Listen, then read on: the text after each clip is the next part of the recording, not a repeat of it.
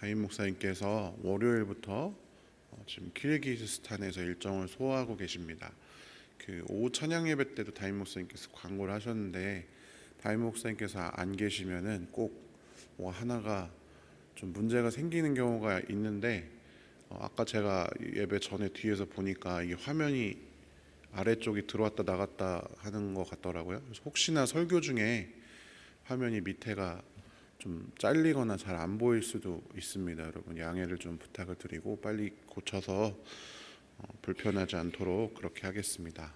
그리고 담임 목사님께서 일정을 잘 소화하고 계십니다. 여러분들 건강하게 또 그곳에서 지내는 모든 시간들 또 모든 관계들 가운데 하나님의 은혜와 또 복음의 씨앗들이 잘 세워질 수 있도록, 특별히 그곳에서 이제 그 EM 원액을 이제 만드는 일들을 이제 목사님께서 하실 건데 잘 진행될 수 있도록, 또 그것이 그곳에서 또 그 하나님이 만드신 자연을 살리고 그곳에 있는 선교사들과 또 현지인들의 그 자활 수익을 좀 더 도움을 주는 그런 귀한 사역이 될 수 있도록 기도해 주시면 감사하겠습니다. 그리고 오늘은 다임 목사님 안 계신다고 해서 빵을 안 만드는 게 아니라 빵 만드는 모임이 있습니다. 여러분들 많이 참여해 주시고 관심 가져주시고 다임 목사님 안 계실수록 더 많이 모여서 같이 이렇게 빵 만드는 모임에 참석을 해주시면 감사하겠습니다. 오늘 함께 나눌 말씀은 열왕기상 12장 25절부터 33절까지의 말씀입니다. 오늘 함께 나눌 열왕기상 12장 25절부터 33절까지의 말씀을 설교 나누면서 같이 읽도록 하겠습니다. 지난 월요일에는 솔로몬의 아들이자 남유다 왕국의 첫 번째 왕인 르호보암에 대해서 우리가 살펴보았습니다. 그는 예정된 운명, 그러니까 솔로몬에게 하나님께서 예언하신 나라가 갈라지고 자신에게는 유다 지파 한 지파만 남을 것이다 라고 하는 그 예정된 운명을 피할 수 있는 선택의 기회가 분명히 있었지만 그렇게 하지 않았습니다. 그리고 결국 하나님의 뜻대로 솔로몬의 왕국을 빼앗기게 됩니다. 그리고 한 지파만 남게 되죠. 여러분, 우리가 이 부분을 정확히 알아야 하는 것이 나라가 둘로 갈라진 거랑 조금 다릅니다. 나라를 빼앗긴 것에 가깝습니다. 이스라엘 온 백성이 합의한 왕은 북이스라엘 왕국의 여로보암 왕이 되는 거고, 르호보암 왕에게 남은 남유다와 베냐민 지파는 르호보암의 세력권이었기 때문에 르호보암에게 남은 것이지 그 나라가 둘로 나뉜 거랑은 조금 다릅니다. 결과적으로는 두 개로 나뉜 것이지만 실제적으로는 통일 왕국을 빼앗긴 것에 가깝다라는 것입니다. 자, 르호보암 말고 온 이스라엘 백성이 합의하여 새로운 왕이 세워졌습니다. 열왕기상 12장 20절을 세 번역으로 같이 한번 읽어보겠습니다. 이 무렵에 온 이스라엘 백성은 여로보암이 돌아왔다는 소식을 듣고서 사람을 보내어 그를 총회로 불러왔으며 그를 온 이스라엘을 다스리는 왕으로 추대하였다. 그리하여 유다 지파만 제외하고는 어느 지파도 다윗 가문을 따르지 않았다. 아멘. 여로보암, 오늘의 본문의 주인공인 여로보암을 바로 이 온 이스라엘 백성들이 자신들의 왕으로 세우게 되는 것입니다. 다시 말하지만 정치적인 정통성은 여로보암에게 있었습니다. 그는 이스라엘의 12지파 중에서 장자 역할을 하는 에브라임 지파 출신의 사람이었습니다. 그리고 그 에브라임 지파를 포함해서 10개나 되는 지파의 지지를 받고 이스라엘의 왕위에 올랐습니다. 그런데 아까 본문에 살펴보면 여로보암이 돌아왔다라고 하는 기록이 되어져 있는 것을 볼 수 있습니다. 여로보암이 어디에 갔었기에 돌아왔다라는 표현이 등장을 할까요? 그것은 앞에 열왕기상 11장부터 살펴봐야 합니다. 열왕기상 11장 27절 하반절부터 28절까지를 같이 한번 읽어보겠습니다. 솔로몬이 밀로를 건축하고 그의 아버지 다윗 성에 갈라진 성벽 틈을 수리할 때이다. 그 사람 여로보암은 능력이 있는 용사였다.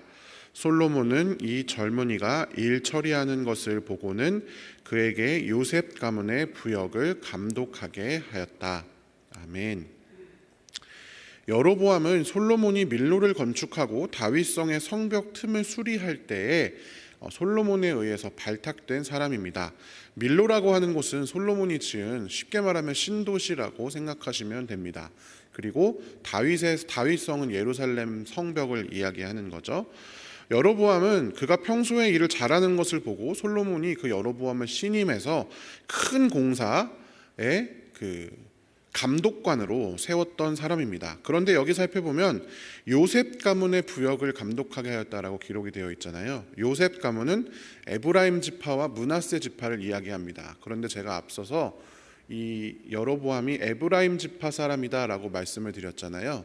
그러니까 이 여로보암은 자신들의 지파를 강제 노동을 하는데 감독관으로 세워진 것입니다. 그런데 그는 아마 지나친 고역을 겪는 동족들, 특별히 같은 가문, 쉽게 말하면 친척이나 형제들이겠죠, 을 지켜보기가 굉장히 어려웠던 것 같습니다. 후에 여로보암이 르호보암에게 찾아가서 말했던 다음의 내용들을 보면 미루어 짐작할 수 있습니다. 열왕기상 12장 3절부터 4절까지를 함께 세 번역으로 읽어보겠습니다. 사람들이 여로보암을 불러내니 그가 이스라엘의 모든 회중과 함께 르호보암에게로 가서 이렇게 말하였다. 임금님의 아버지께서는 우리에게 무거운 멍에를 메우셨습니다. 이제 임금님께서는 임금님의 아버지께서 우리에게 지워주신 중노동과 그가 우리에게 메워주신 이 무거운 멍에를 가볍게 해주십시오. 그러면 우리가 임금님을 섬기겠습니다. 아멘. 솔로몬의 멍에가 지나치게 무거웠다. 이 멍에를 좀 가볍게 해달라라고 여로보암이 백성의 대표로 가서 요청을 하는 그런 장면이죠.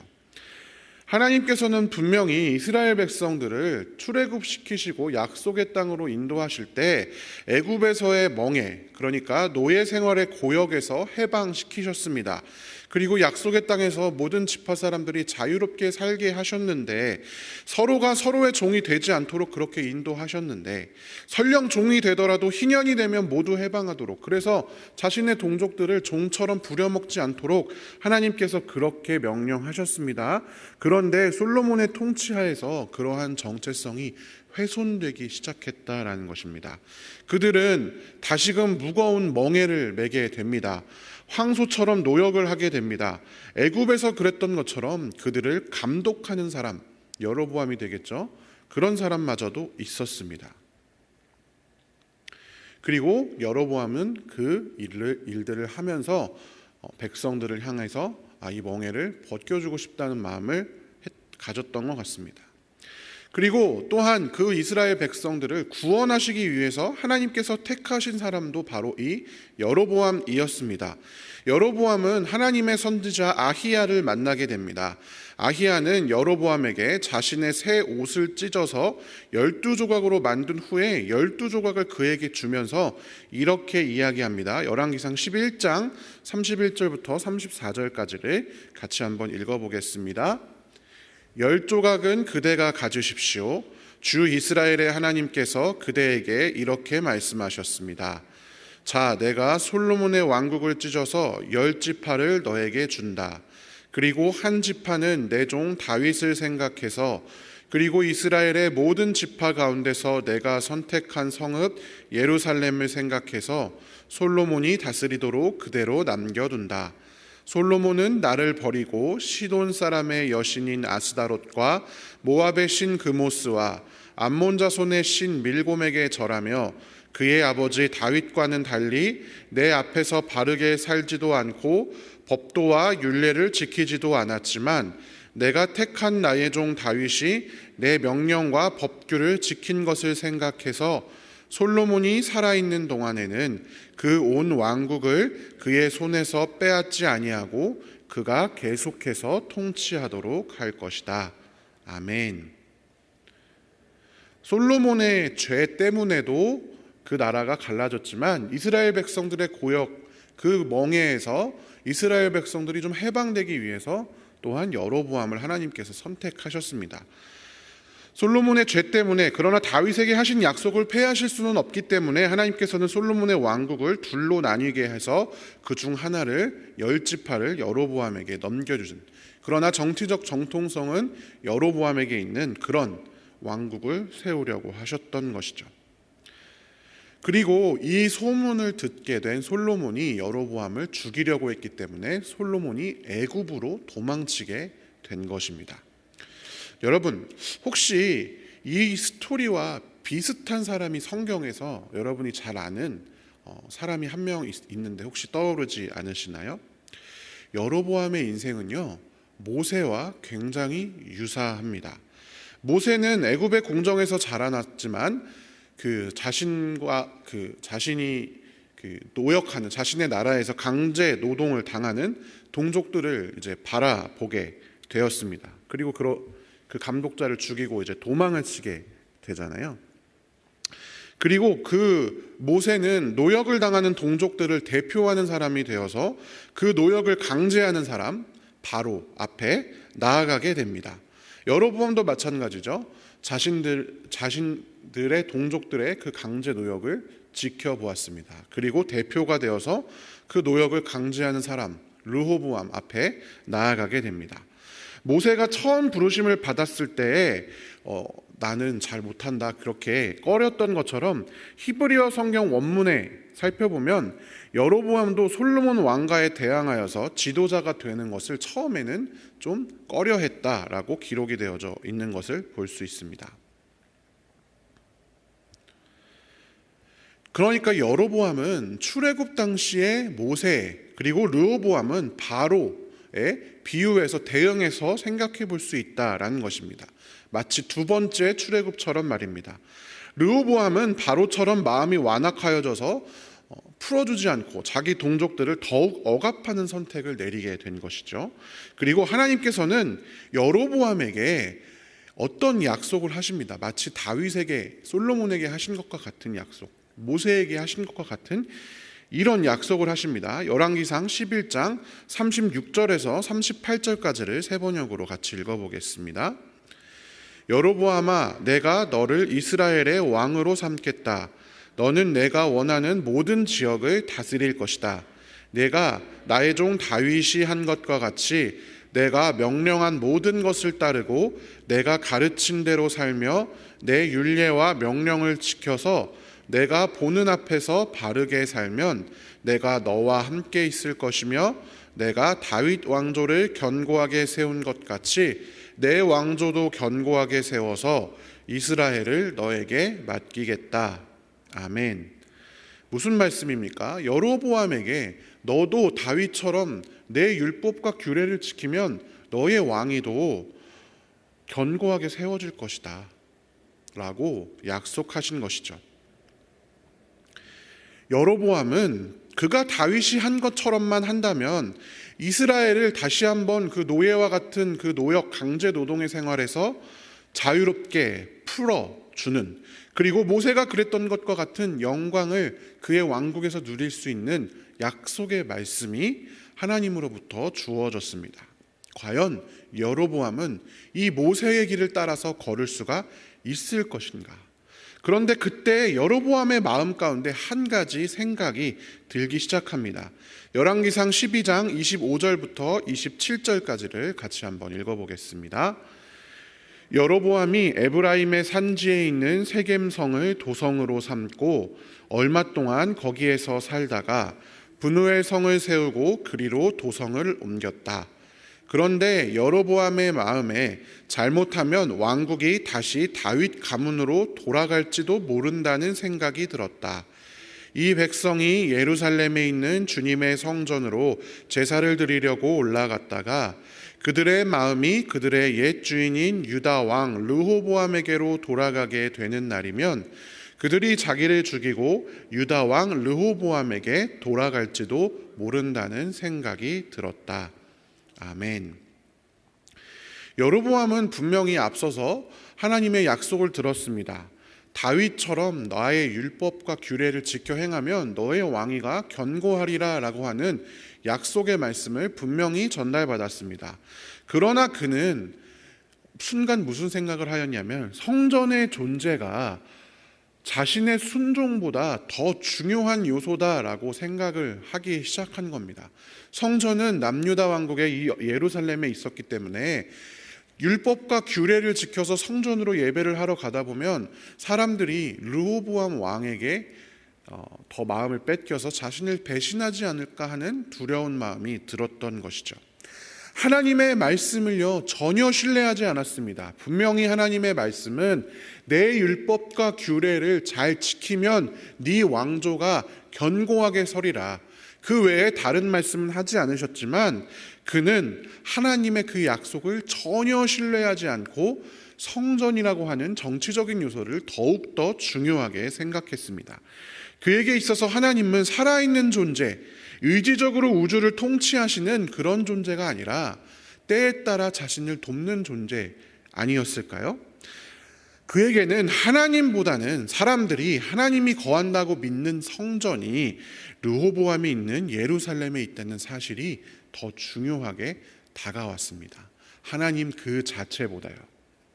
그리고 그러한 그의 잘못된 생각은 필연적으로 죄악의 행동으로 그를 이끌어가게 됩니다. 열왕기상 12장 28절부터 30절까지를 같이 세 번역으로 읽어보겠습니다. 왕은 궁리를 한 끝에 금송아지 상 2개를 만들었다.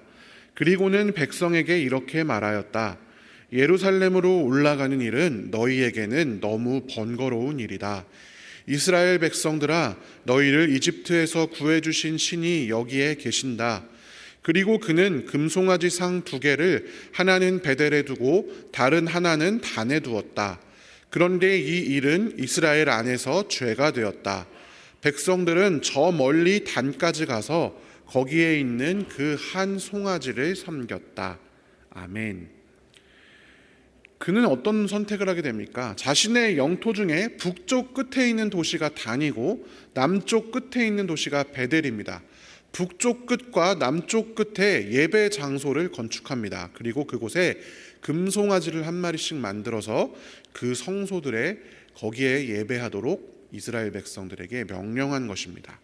그리고 이 금송아지를 백성들에게 보여주면서 이스라엘 백성들아, 너희를 이집트에서 구해주신 신이 여기에 계신다, 이렇게 이야기를 하는 것을 볼 수 있습니다. 여러분, 이 말을 쉽게 넘길 수 있지만 매우 의미심장하게 들립니다. 왜냐하면 제가 이 여로보암은 2번째 출애굽 같다라고 말씀을 드렸잖아요. 출애굽의 사건과 매우 유사하게 전개가 되는데, 이 말은 첫 번째 출애굽 때에 십계명을 받으러 모세가 시내산에 올라간 사이에 아론이 금송아지를 만들고 그것에 예배했을 때 이스라엘 백성들이 했던 말과 완전히 똑같습니다. 출애굽기 32장 4절을 세 번역으로 같이 한번 읽어보겠습니다. 아론이 그들에게서 그것들을 받아 녹여서 그 녹인 금을 거푸집에 부어 송아지 상을 만드니 그들이 외쳤다. 이스라엘아, 이 신이 너희를 이집트 땅에서 이끌어낸 너희의 신이다. 아멘. 똑같지 않습니까? 모세의 길을 걸을 수 있었던 여로보암은 여기에서 완전히 반대의 선택을 하게 된 것입니다. 이뿐만이 아닙니다. 여로보암은 금송아지를 만든 후에 다음과 같은 일을 하게 됩니다. 열왕기상 12장 31절부터 33절까지를 세 번역으로 읽어보겠습니다.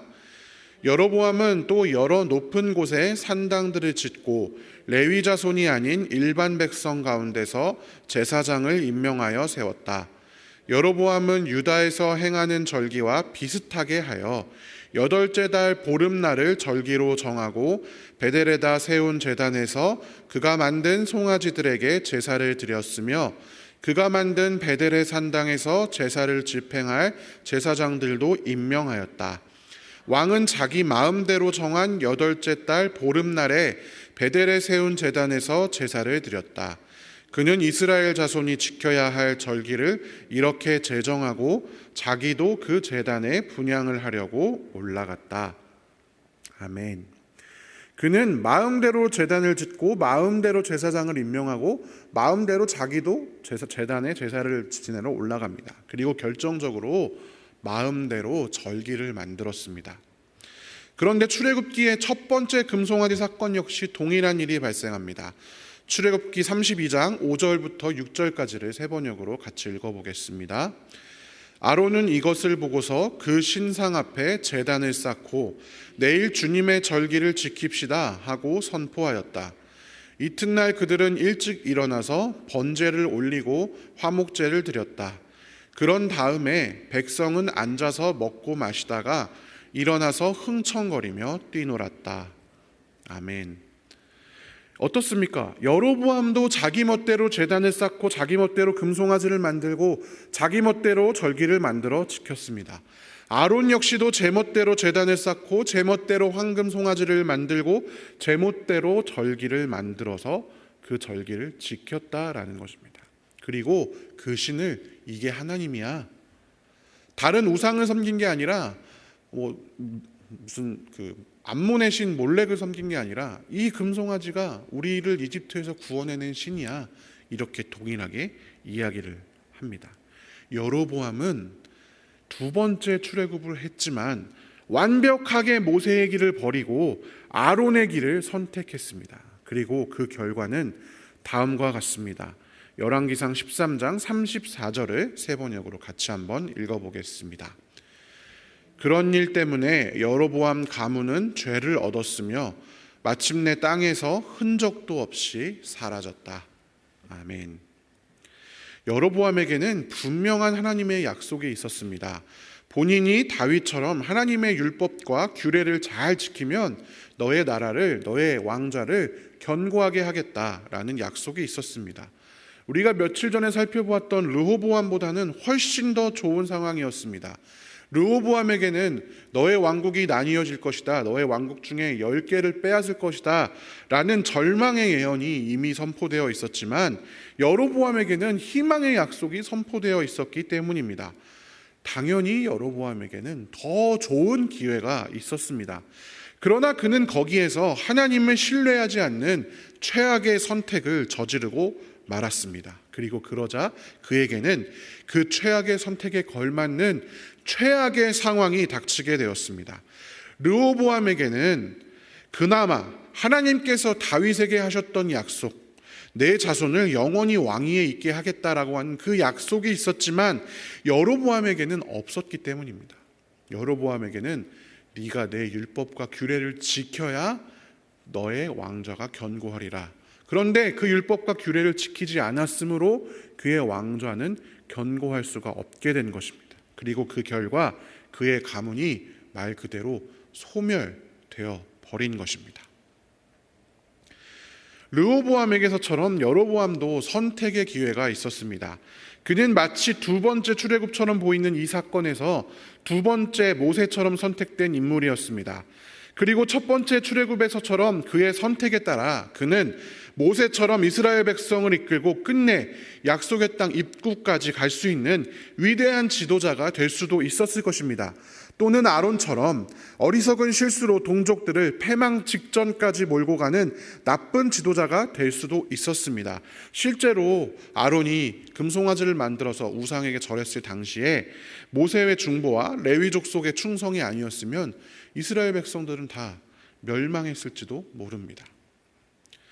그런데 이 양갈래의 길에서 여로보암은 모세의 길이 아니라 아론의 길을 선택했습니다. 그리고 그렇게 그는 패망의 길로 들어서게 되는 것입니다. 실제로 그의 왕관은 불과 2대, 자신의 아들 때에 겨우 2대밖에 이어가지 못하고 모두 끊기고 말았습니다.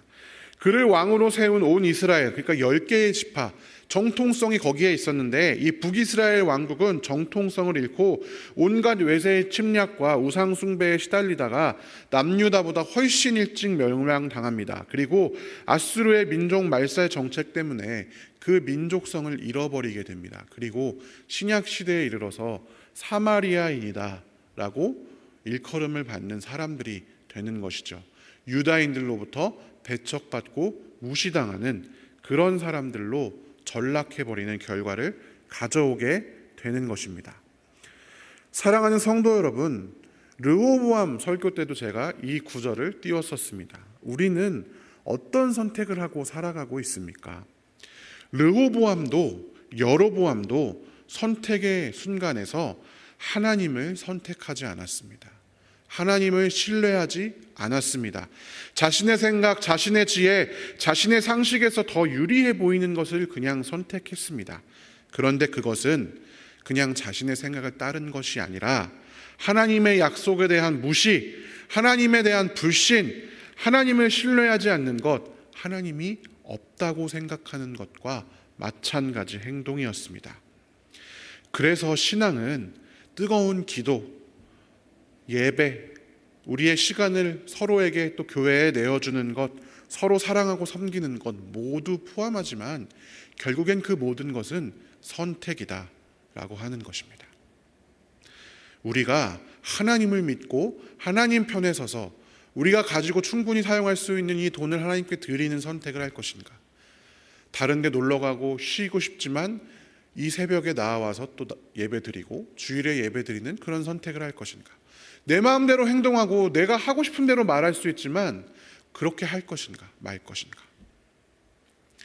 그 선택의 순간순간 하나님의 편에 따라, 하나님의 뜻에 따라 하나님이 원하시는 것을 선택하는 것이 성도의 삶이다라는 것입니다. 사랑하는 성도 여러분, 오늘도 우리가 하나님의 뜻에 합한 선택을 하는 사람들이 되시기를 간절히 축원합니다. 우리의 순간에 아주 작은 선택들, 이웃을 도울까 말까, 내가 이 이야기를 할까 말까, 내가 이것을 양보할까 말까, 이 사람을 섬길까 말까, 이걸 참을까 말까 하는 그 아주 작은 일상의 선택에서부터 하나님을 선택하는 그런 사람이 되십시오. 그래야 정말 중요한 인생의 선택의 기로에서 하나님을 선택할 수 있습니다. 작은 선택들에서 내 마음대로 선택하는 것이 누적되면 정말 중요한 선택의 기로에서 내 마음을 거스를 수 없게 되기 때문입니다. 사랑하는 성도 여러분, 오늘도 하나님 편에 서기를 선택하는 귀한 성도들 되시기를 주님의 이름으로 간절히 축원합니다. 함께 기도하겠습니다. 사랑의 하나님, 감사합니다. 특별히 하나님, 오늘은 여로보암을 통해서 여로보암의 그 선택이 이웃들을, 자신의 동족들을 또 어떤 결과로 몰아갔는지, 그 고통의 멍에에서 구원하기 위해서 선택하였는데 그들이 여로보암의 죄 때문에 어떤 결과를 맞게 되었는지를 살펴봅니다. 하나님, 하나님의 자녀인 우리들이 하나님 편을 선택하지 않고 죄의 편을 선택하였을 때 나뿐만 아니라 우리의 이웃들이 하나님으로부터 멀어지는 결과를 가져오게 된다는 사실을 다시금 기억하기를 원합니다. 주님, 그래서 오늘도 우리의 매 순간의 작은 선택들, 일상의 우리의 선택들이 하나님 뜻에 합한 선택이 되길 원합니다. 하나님, 우리가 그거 사실 잘 알고 있습니다. 하나님 말씀에 이미 다 하셨습니다. 하나님 사랑하고 이웃 사랑하는 그 편에 서는 선택을 우리가 할 수 있도록 주님 인도하여 주시옵소서. 마음을 다하고 힘을 다하고 뜻을 다하여 하나님을 사랑하고 내 이웃을 내 몸과 같이 사랑하라 하신 그 하나님의 그 두 가지 중요한 계명의 말씀들 지키며 그 선택들을 하며 살아갈 수 있도록 주님 인도하여 주시옵소서. 하나님, 오늘도 우리의 이웃들을 위해 기도합니다. 육신의 질병으로 고통받는 환우들, 또한 사고의 후유증으로 아주 오랜 기간 동안 병석에 누워 계신 또 우리의 환우도 있습니다. 또 코로나 이후로 경제적인 어려움, 또 코로나 이후로 코로나 블루라고 하는 새로운 우울증 때문에 어려움을 겪는 사람들, 또 깨어진 가정 때문에, 또한 깨어진 관계 때문에, 또 서로 간에 알 수 없는 섭섭함 때문에 마음에 짐을 안고 살아가는 사람들이 우리 교회 안에도 많이 있습니다. 주님, 그들을 긍휼히 여겨주시고 하나님의 뜻대로 그들을 인도하여 주시며 치유하여 주시고 오늘 하루 살아갈 수 있도록 인도하여 주시옵소서. 우리가 오늘 가지고 나온 모든 기도 제목들 주님께 이 시간 온전히 다 올려드릴 수 있게 하시고 그 기도들을 주님 연락하여 주시옵소서. 특별히 하나님, 지금 이 시간에도 우리 담임 목사님 키르기스탄에서 또 하나님께서 주신 귀한 사명들을 감당하고 계십니다. 그 시간들 가운데 함께 하셔서 그 모든 시간들이 하나님의 은혜의 시간이 되게 하시고 그 모든 관계들이 은혜가 넘치는 관계가 되게 하시며 또한 그곳에서 하는 모든 일들이 하나님의 뜻에 합한 일이 될 수 있도록 인도하여 주시옵소서. 우리가 그것을 위해서 기도로 도울 수 있는 귀한 성도들 되도록 주님 인도하여 주시옵소서. 감사를 드리며 살아계신 예수님의 이름으로 기도합니다.